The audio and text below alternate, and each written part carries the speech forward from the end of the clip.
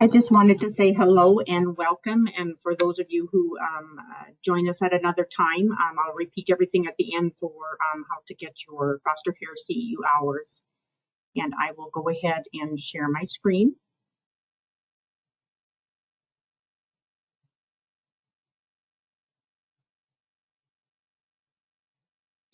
And I will start the slideshow from the beginning.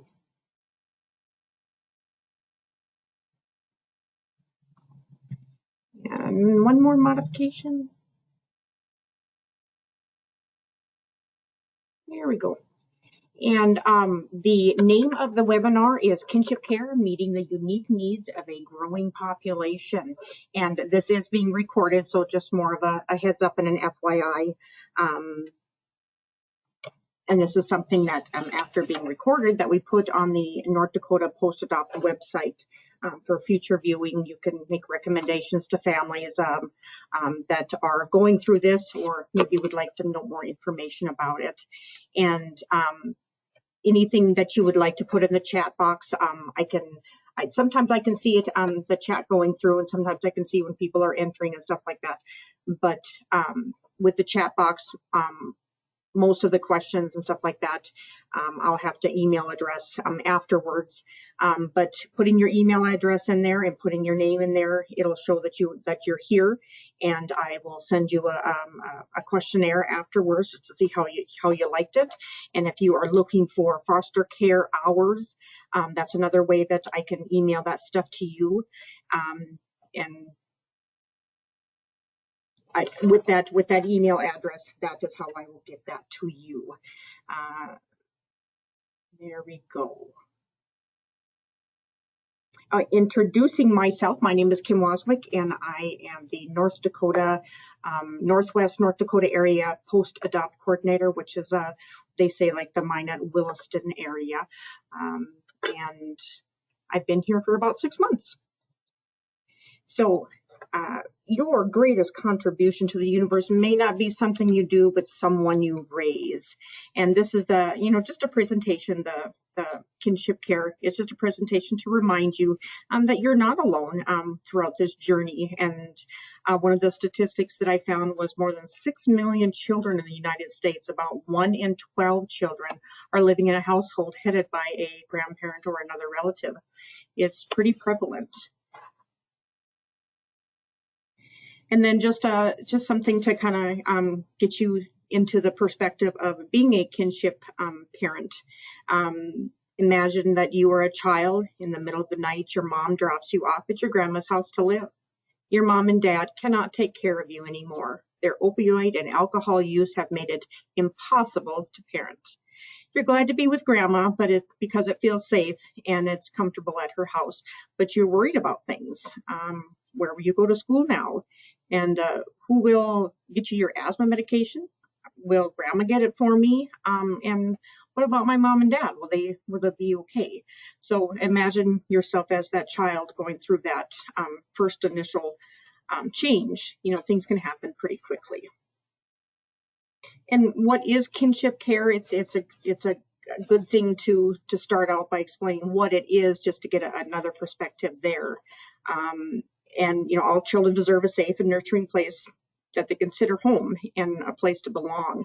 And that environment being safe and providing stability in difficult times and with any family crises and things like that. It's nice to have that comfort. And then what is the kinship care? It's when relatives, caregivers step up to raise the child when the child's parents cannot take care of them for the time being. There are different kinds of kinship care also. We'll talk about that coming up. But a lot of times when you hear kinship care, some of the things that they also call the caregivers, they call them grandfamilies. They can call it kin care, relative care, things like that. And this is a list, but it's not limited to these. These are just examples to kind of get your mind in perspective. It could be a grandma or grandpa. Usually when you hear kinship care, that's what you think of as grandparents, but it could be an uncle or an aunt taking on that responsibility. It could be a godparent saying, this is what I want to do or need to do at the time. It could be a step parent taking on that care. a member of a child's tribe or clan, or any other family member, a family friend. I did some more research on what are some of the examples, and one of the examples was a daycare provider. An adult sibling, an older child, took on that responsibility to be that parent and caregiver. A distant cousin and just a caring teacher took on that responsibility.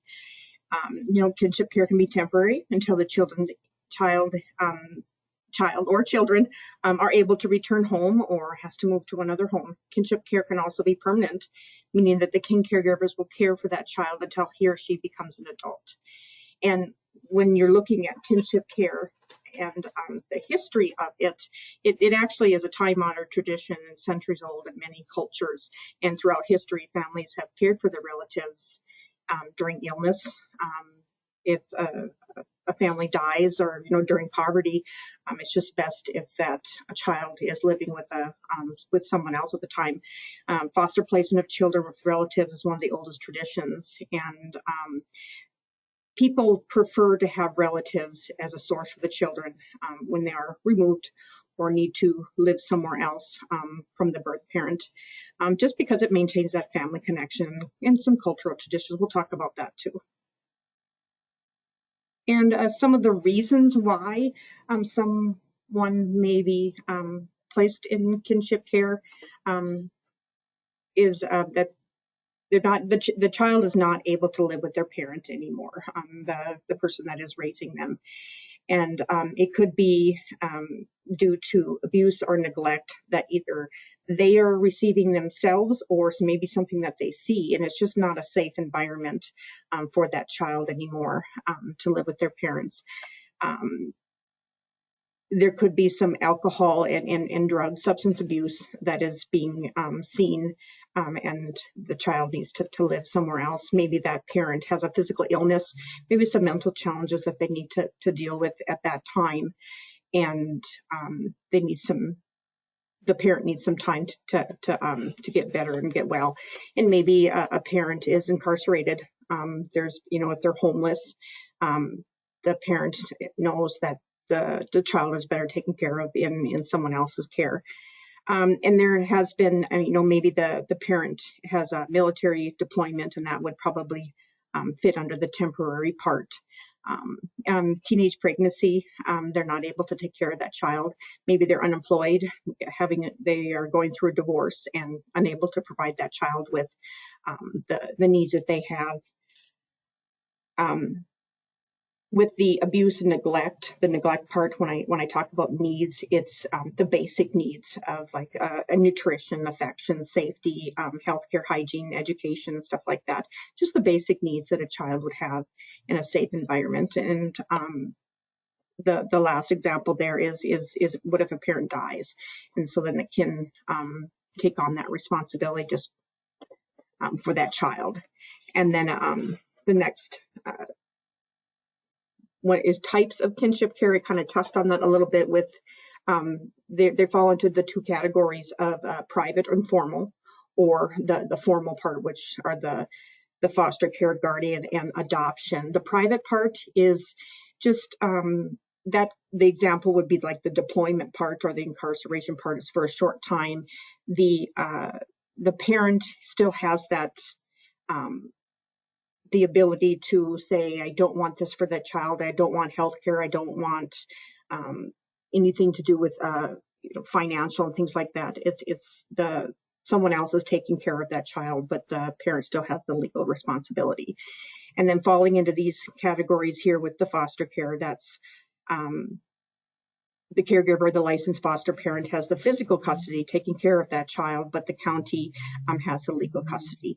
And there's also the guardians and adoption, where the biological parent's rights are actually terminated, and the relative caregiver becomes that child's legal parent. And there's a whole legal gamut of things that they need to go through as the kinship caregiver to get to that point.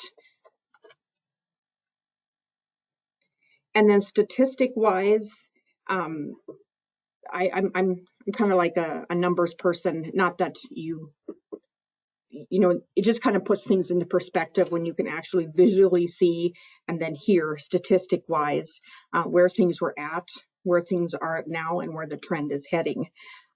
Nearly 2.7 million children are in kinship care in the United States, and this number steadily increases each year. As you can see with the first one, this one is the foster family home. This is a non-relative, so being in foster care, you can see that the percentages are from the year 2005 to 2015. That was the most accurate information that I found, was stayed pretty stable. And then with the foster family home, with the group home or an institution, that is where the youth care and things like that, where they're in a home that is institutionalized and group. And that one you can see is going down 18%, which very rarely did that ever happen. And then now you just barely see it. But the one that we're talking about is the foster family home with a relative. You can see from the 2005 to the 2015, it keeps on going up, and the trend, I looked at some other years, and let's see here, the number of children in kinship care has grown 6 times faster than the number of children in general population. And there was a statistic in 2017 that had in fact grown to 32%. So there is a steady increase with that statistically, so you can see the trends. And the benefits of kinship care, I mean, any foster care, but specifically kinship care, is it minimizes that trauma with loss, what the child is dealing with, when they're removed from their home and what they know, they lose everything, and everything that they know, their parents, the home, the siblings, some friends that they had, maybe they would have to change schools, their pets, they would no longer be with their pets and stuff like that. So then when you're with your family, then that minimizes that loss, and you feel a little bit more comfortable and reassuring and supportive. Another benefit of kinship care is it increases the permanency for the child. So, stability and fewer placement changes, because in the foster care system, then it can be temporary because of their foster care license or whatever places that with the temporary part. But it's a very, it increases permanency for even, say, like school changes. So if you go with family, chances are you're probably going to stay within that school system. Not chances are, but hopefully within that area where the child is living previously. And then promoting sibling ties. It does increase the likelihood also that they're going to stay with the siblings, meaning if Sally goes, then Bobby will go with, so then they can stay together. So it does increase that likelihood. And the connection to the family is providing a bridge, for older youth. And it is really critical for the older youth and in the teenage years. Research shows that the key for youth to have permanent emotional sustaining outcomes, that they need to reach that self-sufficiency before that and during that, in order to do better and well to do better and well being a teenager. So this it helps a lot with being a teenager and transitioning. And then there's the ongoing relationship with the parents. So then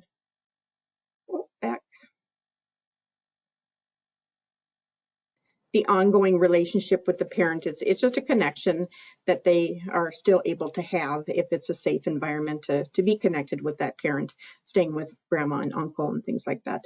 And they're more likely to stay connected to their extended family, which in turn, it preserves the child's cultural identity and community connections. So it's a safe, comfortable environment for them. And then one of the other fun facts that I found was, so then as one of the benefits of a kinship caregiver is now as a a grandma and a grandpa that keep you younger because you're going to be more active and organized is what I found. And I kind of giggled when I saw that, just because I'm sure you're going, oh, is this what I want to do? But that could be one of the benefits.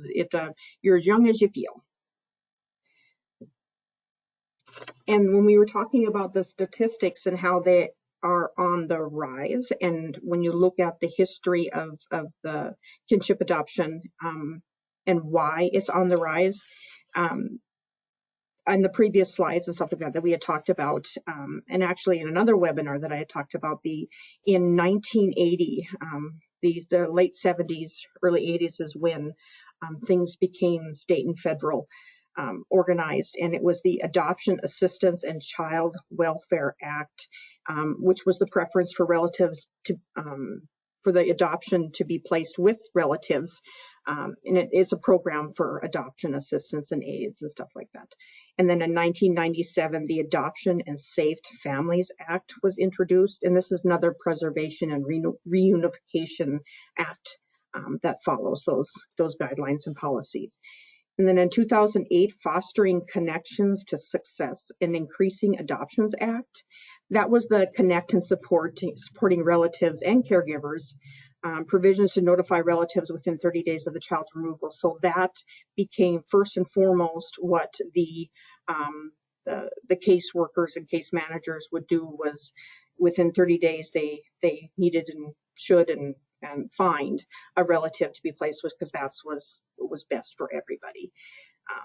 And then after that, the relative will just pursue that legal custody. But temporary wise, we've got someone that will be able to take care of that child and stuff like that. And looking at the picture overall, in the past, relatives just didn't want to rock the boat. So they didn't want to start something. And nowadays, relatives, they just have a better understanding of the legal, emotional, and financial considerations when adopting a child and taking on that kinship care. There's just been so many system changes, and they're moving away from the initial placement in emergency shelters and receiving centers, like the group homes and stuff like that. So this is more of a support to stability, is being that child being familiar with that environment. And some of the things I found on North Dakota kinship care is that if a family decides that they want to be licensed to be a foster care provider to that child, that relative child, they would be required to go through the foster care licensing study and complete the PRIDE foster parent training program, just like other foster parents would be. That's just part of the North Dakota program, North Dakota Children and Family Services Training Center, and that's where that PRIDE comes from. And maybe I know a lot of you are familiar with that already, because that is part of the adoption and foster care system. And so now you have been presented with this, or maybe you know a family member or a neighbor that's presented with this great opportunity and journey, is to be that caregiver to a relative, to a kin. And from an adult perspective, taking on that caregiving role, you think the biggest question is, can I do this? Not should I do this, because it is the right thing to do, but can I do this? There are lots of things that you think of when you're thinking of, meeting the child's needs. And over here, meeting the child's physical, emotional needs, structure, stability. There are things that you need to start thinking of, can I provide medical things for them? I know that as a child, a baby, a toddler, a youth, they're going to need things with medical, dental, maybe some psychological care, depending upon why that person is in your care at that time. They're going to have their social lives, depending upon how old they are. The school requirements, there's a lot of things that as a kinship parent that you need to have that ability to do, financially and stuff like that you need to have that right provided to you to do that in other activities and things like that. So, in some cases, grand family situations, the families they're not receiving any help, and just absorbing the cost of raising that child, like in sibling cases and stuff like that.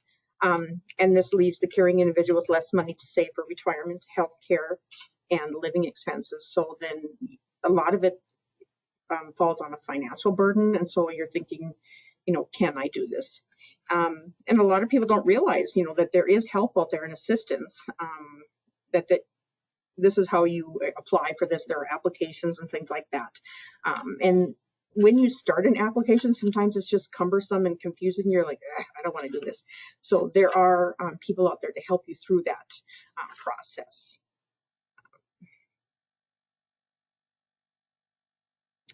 One of the things I was going to point out here is, from a local, state, and federal source, each county is going to be different. Of course, it's going to be similar North Dakota-wise, and then, going into Minnesota and stuff like that. But it's going to be similar state-wise, but each county is going to have their own process too. So, and then understanding the caregiver from their feeling point. So then as a caregiver in this position, so I'm the grandma that is going to be taking care of grandchildren. I may feel some guilt, maybe the situation somehow is my fault. So there is some guilt, and your woulda, coulda, shoulda. So there's going to be some anger. You're going to be seeing the children suffering at the hands of the parents. Whether they're your children or whether your siblings or however you're related kinship wise, and the anger is going to get the best of you as that caregiver and looking at the situation. And maybe you've already had your children and now you're raising your grandchildren. And so then you've given up your personal hopes and dreams to take on that child rearing responsibilities again. So there may be some anger from that. Grief wise, there's going to be some caregiver feelings with grief, and that can present itself in different ways. Maybe you're grieving the loss of that adult child. Maybe that parent has passed away. So you're also grieving as that child is grieving, being that grandparent.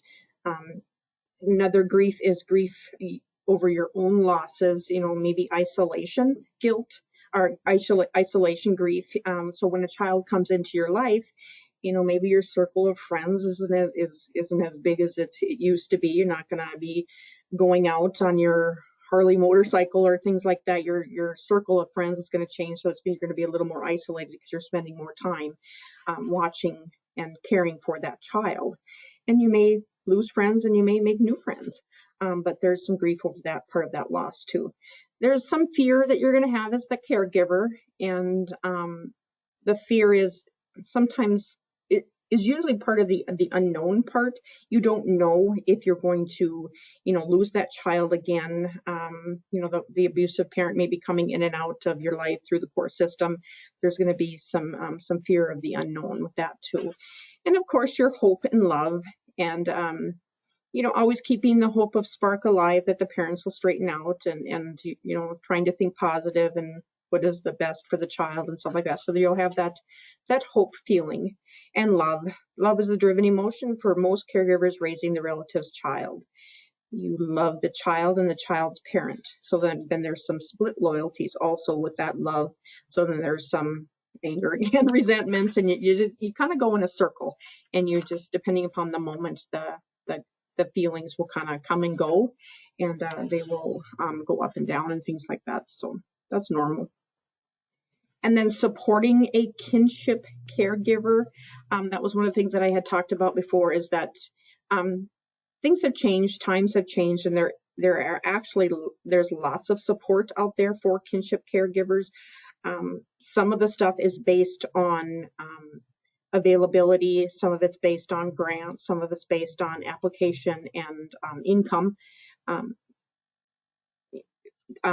You're not prepared for this, so then you put on your Superman cape and I'll take care of it, I'll do it, but realistically you're probably putting yourself in the hole financially because you're spending more on food and clothing and things like that. So then financial wise, you want to make sure that if you do qualify, that you are going through that application process. And then legal assistant wise, If you go in the formal route, there's going to be some fees and stuff like that for the legal part of it, depending upon how quote unquote yucky it is. It might be pretty simple and cut and clear, but there might be some yucky legal stuff that's going on that might kind of be drawn out. And how to support the kinship caregivers. There are lots of support groups. We'll talk about that here on one of the other slides, and then respite care we'll talk about too. So legal assistant wise, if you want copies of this, you can always contact me via email or phone. And I will email it to you or mail it to you, but there's some great websites on here that I found for legal assistant. And some of this is like income based. They have the one for the elderly, which is 65 and older, or the disabled one. There is some assistance with that if you qualify. And housing assistance, this is also income based. There's through HUD Housing and through North Dakota.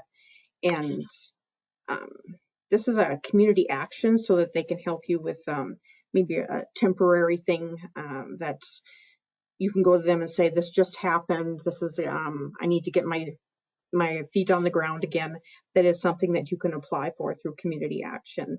And then additional income, also income-based, is the Medicaid. And then getting into Medicare and SSI, there are, through my research, depending upon the state and the county, there are applications that you can apply for based on help for the elderly and the disabled and stuff like that. And then there's the adoption subsidy through like foster care going into adoption. And this is all through the North Dakota Department of Human Services, the subsidies. Boy, that's a hard word to say sometimes. And then, oops. And then this National Council for Adoption. The National Council for Adoption. This is a great website. There was just so much information in there that they have some really interesting stuff about like taxes and stuff like that. If you were to adopt and have that child in your care, there's some stuff that I wouldn't even think of that financially that would receive that help through like taxes and stuff like that. So, and then support groups and other things like that. Not everybody is open to support groups. It's one of those things that it's sometimes it's hard to share those feelings with others. Some people, that's what they thrive on, and that's how they grow, is by listening to others and bouncing things off of others, maybe just making a good friend and things like that. So at the North Dakota Post Adopt website, we do have some support groups that are available for it.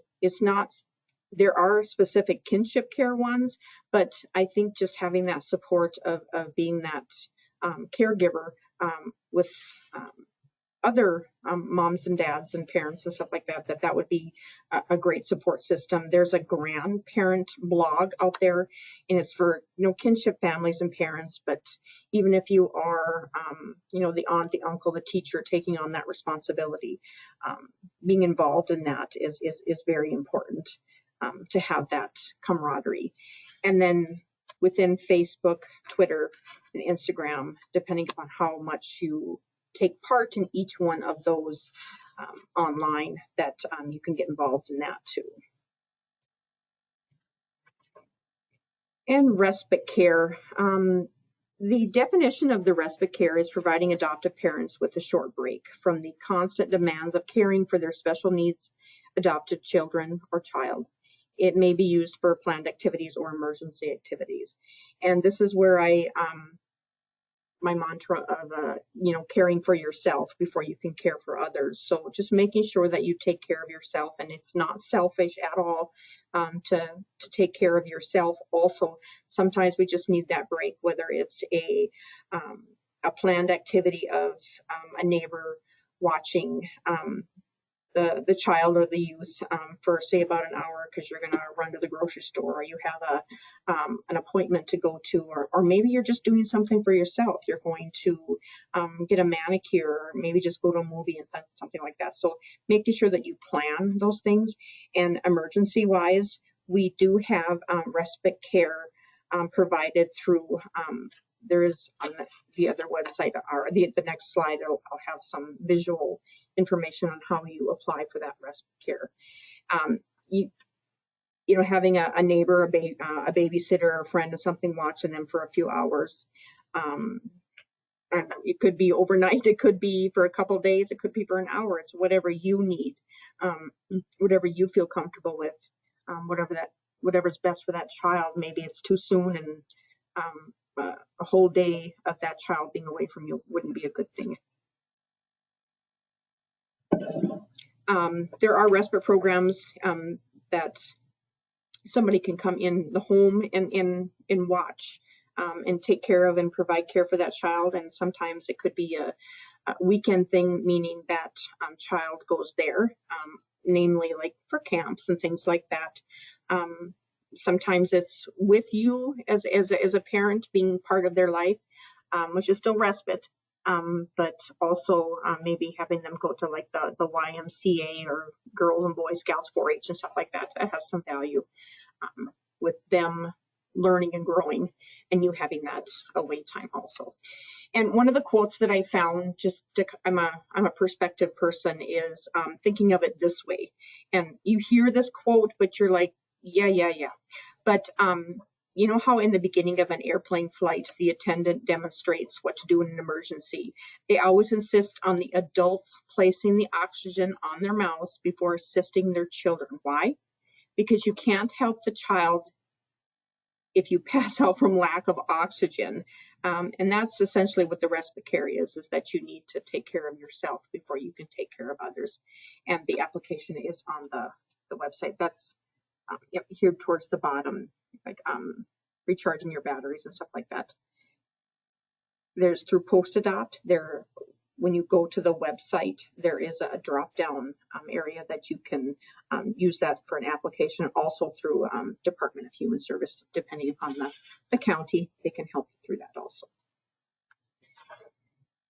And then some of the area resources. And when I say area, when I look at North Dakota as the area, but there's also things that are specific to regions, and there are things that are specific to the cities and things like that. A lot of these things, website-wise, this is through the North Dakota Education Department, and then this website here, NACAC, North Dakota State Adoption Assistance Program. There's a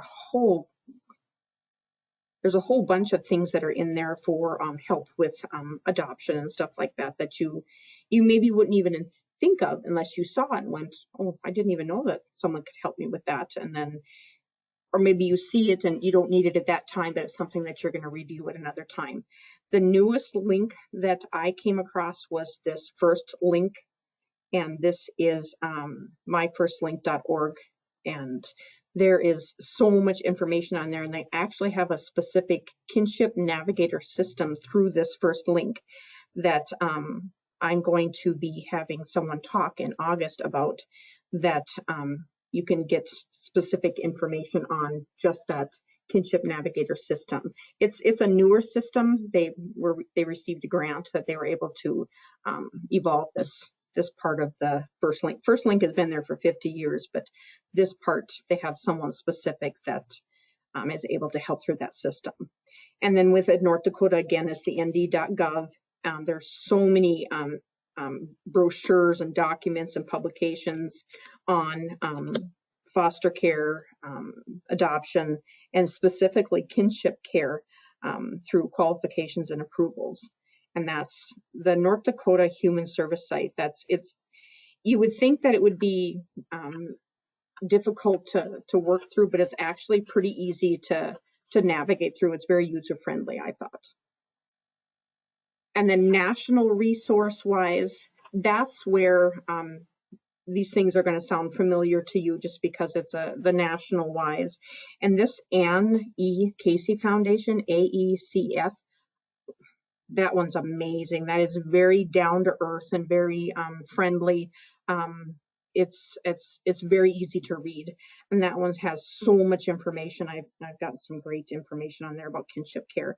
And then the welfare, childwelfare.gov, that one has a lot of information in there, and it's in layman's terms, but they're pretty thorough articles and guidelines. Some of them are state specific, and some of them are generalized. But that one's a big website. And then with the Dave Thomas Foundation for Adoption, I doing some research also on that one. I forgot that he was adopted, but the Dave Thomas Foundation is growing and growing and growing. The Wendy's kids, and he was adopted, and that's where that Wendy's name came from, as that was the name of his daughter. So that's a neat little story. And then more national resources out there for you to review anytime you need it, maybe just for something to do or something to look at, is this a familyforeverchild.org, and the emblem there with the hand and the hearts, that's what you'll see when you go onto that website. And this is another one that has things about college scholarships and tax credits and things like that I wouldn't even think of that maybe somebody would benefit from as a caregiver, that you wouldn't even think that you probably had forgotten that that is something that you need to take care of at the beginning of the year and the end of the year and stuff like that, the tax credit part.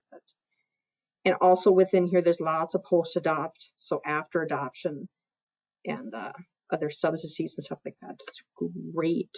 And even though when you go on there, it's an Oregon-based website, it's just great information. I think that you can actually kind of seep it over to the North Dakota side too. It's great. And then when you are thinking of people to help you, and when you are at that point when you know you need help, because like I said, sometimes in the beginning you put on that Superman cape and you're like, I don't need help, I can do this, I've done it before, I'll do it again. And when you know that you need help and you think about taking care of yourself, there are some other things that maybe you haven't thought of, and I call them my hidden gems and things to think about. So these are the facilitators that they have a lot of information and resources about kinship care for the families and stuff like that. So the child, younger, toddler, youth, they're going to school. So from a teacher perspective, they're the ones that are looking at the child development part, and they're observing any behaviors that they have within the classroom. The teachers are something that they're going to look at things in a different way. So if you're there for a teacher conference, if you're there for maybe to pick up the child, and maybe you planned a visit with that teacher ahead of time, so you meet with them before you pick up the child. But getting that teacher perspective, they're a real gem for helping you see things in a different way, or helping with questions that you might have being that parent. And each person, of course, has a different wealth of knowledge. When you go from teacher to social worker, they're essentially helping professions, but they're going to have a different theory and approach on things. So social worker wise, whether it's somebody that you are friends with, relationship, maybe it's your own social worker, maybe it's a social worker that the child is involved with, whether it's in the school system, maybe through the therapist that's looking at the social work perspective and talking with that social worker, you're just going to get a different idea. And I never even thought of that, or things like that. So each person has a different wealth of knowledge about adoption and foster care, whether it's a teacher, the social worker, a therapist. Like I said, whether it's your own, or maybe that child has gone through trauma and they need to have a therapist on a regular basis. So then meeting with that therapist as a group, you, the therapist, and the child, or meeting with that therapist separate, just getting a different perspective from that therapist on what they see, and maybe you seeing that child every day, you're not gonna that therapist seeing it once a month or whatever, they're gonna go, whoa, they really changed in a month. So seeing their perspective, that you might not seeing that child every day.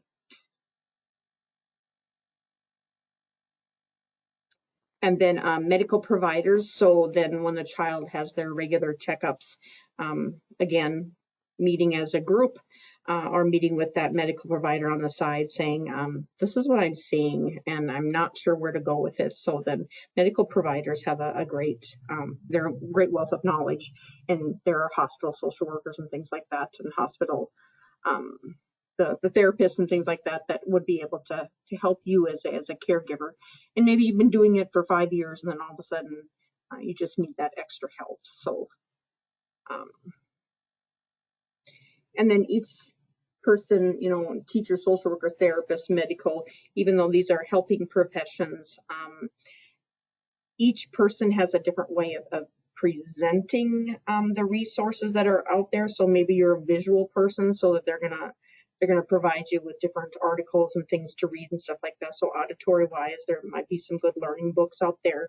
And then, technology, it's amazing how things have evolved, even just from month to month, how many things are out there, with things for technology. And then of course your faith community, depending upon your spiritual support, your emotional support that you need, that is someone, someplace that you are going to feel most comfortable getting that help, whether it's just having a cup of coffee with somebody, or maybe that hidden gem, somebody from your church being that person that provides you that respite care. So then, in addition to the friends and the neighbors, and even though sometimes those friends and neighbors can be a little nosy, but you'll know who to approach and who to talk about things with, and let them know that you need a little bit of help, or maybe just having some small talk with them. But also, as a friend and a neighbor of somebody that's going through kinship care, I always like to remind people to pay it forward. So then, if I know that I have a neighbor or a friend that's going through them, offering to do yard work for them, just to give them that extra half hour, just to sit and drink a cup of coffee while someone is mowing their lawn. So, and hi Gladys, I saw that your granddaughter is living with you now. Can I bring over a hot dish, a casserole, depending upon part of North Dakota you're from. But just alleviating worry and knowing that people care. So then visiting with friends, and like I said, being a friend. So paying it forward.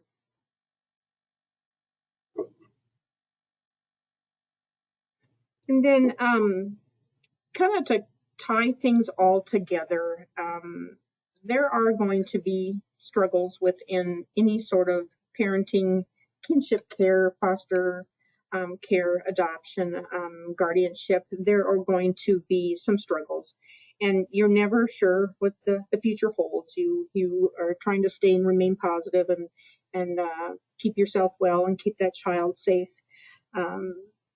But any family member, any kinship care person, any teacher that's now the parent, anybody who has gone through this, and they have all expressed that they would do it all again, despite the challenges. So know that there are lots of people out there that are going through the same thing as other kinship caregivers, and you're not alone.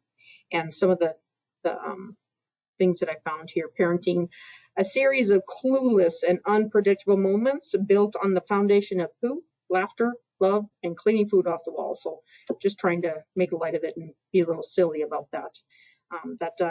Parenting, sometimes you just gotta laugh at things. And then I like this child development timeline of basically just a bunch of things that you worry about and stuff like that, and a perfect 3 days, and then all of a sudden you're like, I I miss my kids, or I miss the kids. So it happens so quickly, and all of a sudden they're grown up. And when the kinship families are supported through websites and through friendships and things like that, then if you are supported, then the child will thrive. And one of the great quotes that I found is that it was from a grandmother through, and I can't remember, maybe she was from the UK or something like that. She said, "We are so happy and blessed in our role as a grandparent and caregiver. This is a joy words cannot fully express, to be doing good in their lives. We are richer for having them in our lives, even with the challenges that come with it. I wouldn't change a thing." So that was, like I said, over in the UK. When I was doing some research on kinship care, I don't know if you have seen the commercials for the Adopt Us, and it's the quote, "You don't have to be perfect to be a perfect parent." There are some really funny and cute and heartwarming videos on being a perfect parent on commercial and on the YouTube. So that one's I was giggling the whole time, so that was a lot of fun.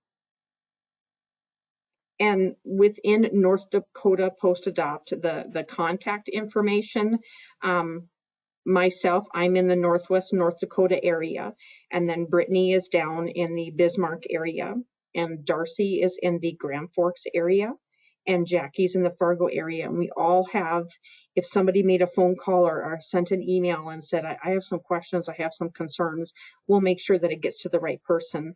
And then Sherry Haydel is our supervisor, who's also in Fargo.